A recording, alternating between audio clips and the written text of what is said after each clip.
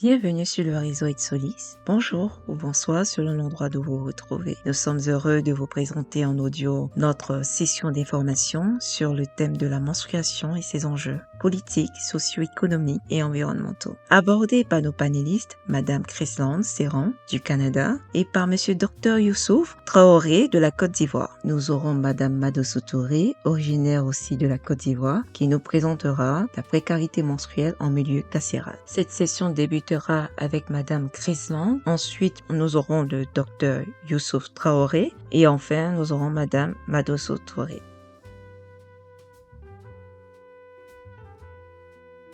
Donc, en 1990, à la télé, c'était improbable liquide bleu qu'on utilise les prouesses d'absorption des serviettes hygiéniques.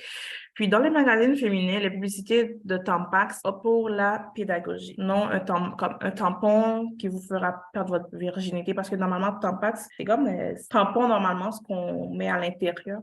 Donc, ça faisait perdre la virginité, si on peut dire. Donc, en 2000, protège des sous-noirs. Donc, c'est comme, ça existe encore des femmes qui pensent, si moi j'ai des règles, je dois porter culotte noire. C'est comme ça a été tout un stéréotype pour les femmes, parce que c'est vraiment, ça fait cacher le sang si c'est pas...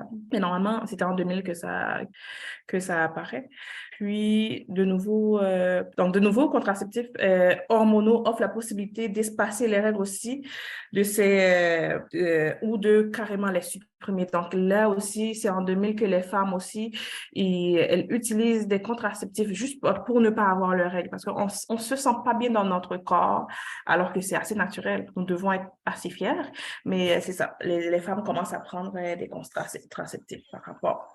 Donc, pour le bien-être de la planète, le portefeuille, en 1937, les femmes optent pour la coupe menstruelle, ce qui est encore un peu méconnu. On va en parler plus tard. Non? On va en parler plus tard.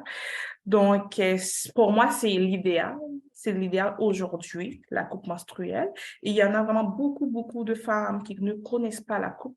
Puis, c'est vraiment quelque chose qui est très pratique si vous voulez vraiment protéger la planète.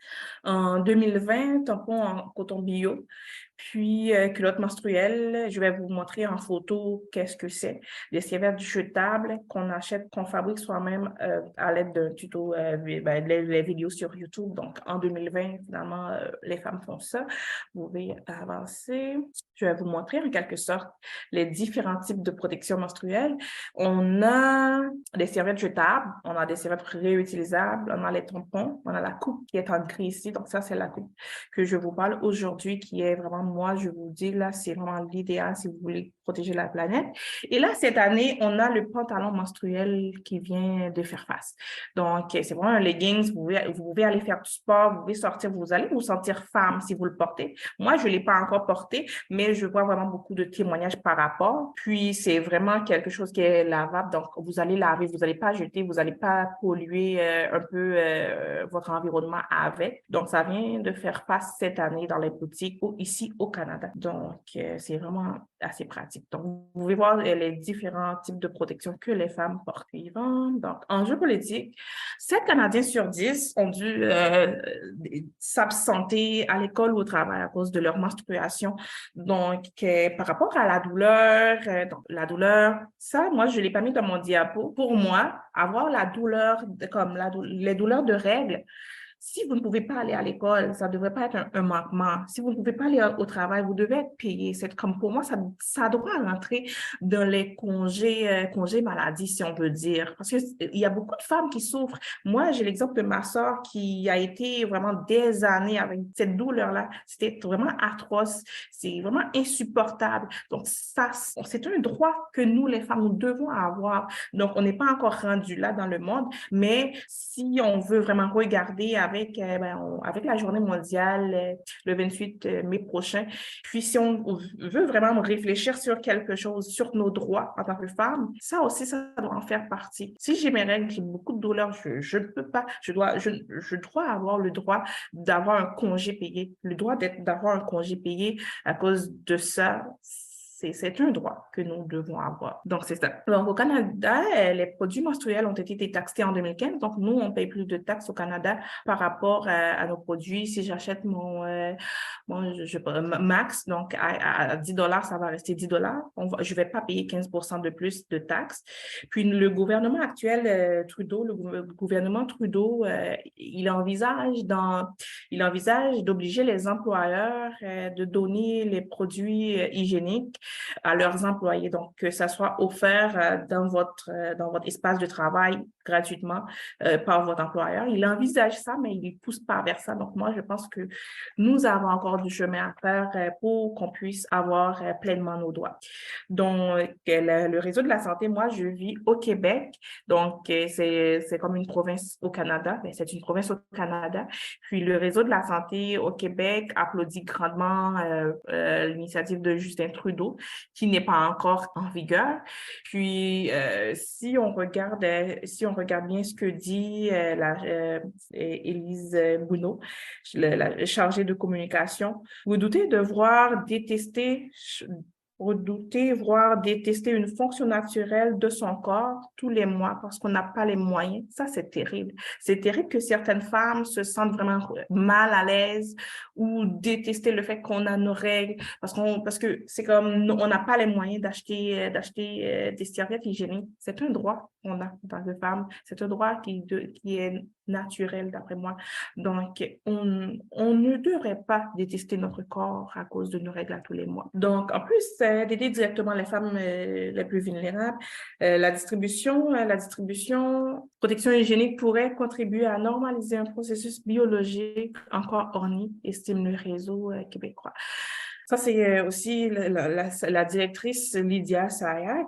C'est simple, ça devrait être accessible partout comme le savon. Quand on dit comme le savon, dans les centres commerciaux, on a le savon gratuit, on lave nos mains, donc on devrait avoir les Tampax gratuits, on prend puis on utilise aussi. En Haïti, moi je vais vous parler aussi en Haïti, du Canada et Haïti. En Haïti, la précarité menstruelle est un sujet peu connu et c'est encore un tabou.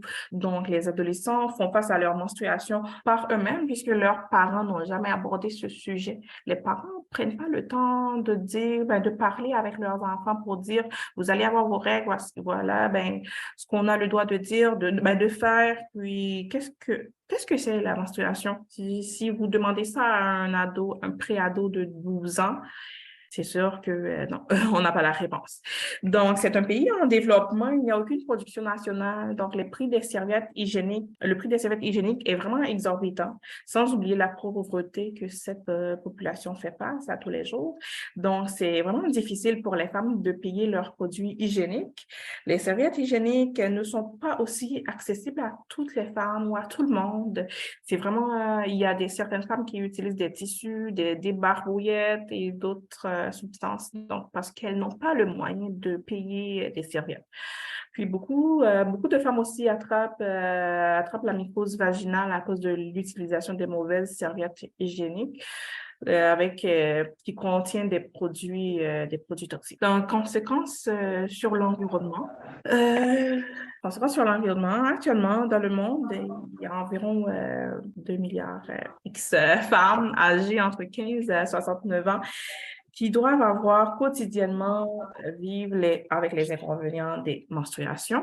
Normalement, la recherche nous dit que c'est 800 millions de femmes par jour qui ont leurs règles. Donc, 800 millions de femmes qui ont besoin d'utiliser des serviettes. Donc, il y a vraiment beaucoup de conséquences aussi de quel type de serviettes que les femmes utilisent. Donc, il y a vraiment des conséquences environnementales, si on regarde bien. Donc, et les protections telles que les serviettes jetables et les tampons habituellement composés de coton non biologique. À elle seule, la culture du coton requiert 25% de tous les insecticides utilisés dans le monde. De plus, la culture du coton cause la dégradation des sols, l'érosion et la contamination de l'eau. Donc, il y a vraiment beaucoup de conséquences pour ces serviettes-là. De plus, les fibres synthétiques, notamment très utilisées dans les protections féminines, sont très énergivores, polluantes et contribuent au changement climatique Donc, le changement climatique est un gros sujet à l'ère actuelle. Puis, ces produits sont faits en très grande partie de pétrole, une ressource dont le processus de production est très exigeant pour l'environnement. Solution pour protéger l'environnement. Moi, j'ai fait une erreur à ce que j'ai envoyé. Je l'avais corrigé, mais malheureusement. Donc, l'utilisation de la coupe. La coupe, c'est la solution ultime pour l'environnement. Ça, c'est la coupe. Vous voyez, c'est la coupe.